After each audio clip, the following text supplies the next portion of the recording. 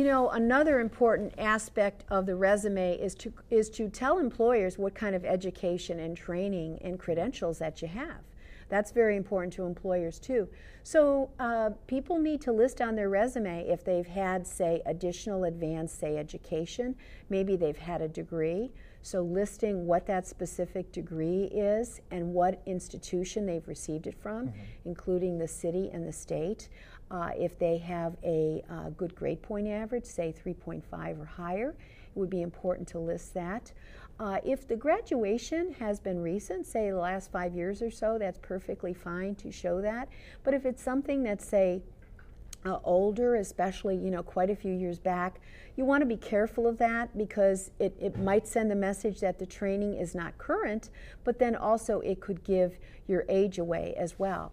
And then on the other hand, if someone might still be going to school, they can actually say that what their anticipated graduation date is too. Right. But you know, there's other ways that people prepare for their career and stay current besides, say, a college education.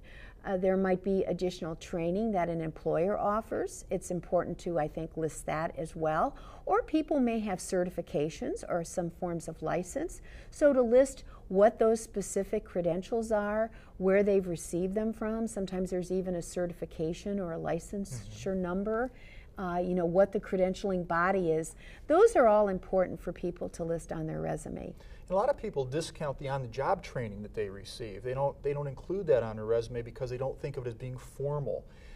The education and training you get, an employer doesn't really care how you got it or where you got it. It's just, did you get it?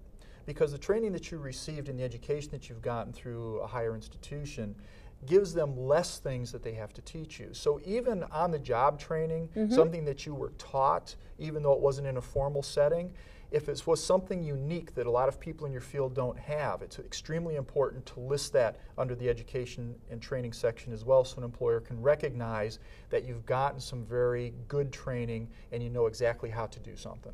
Yes, very important.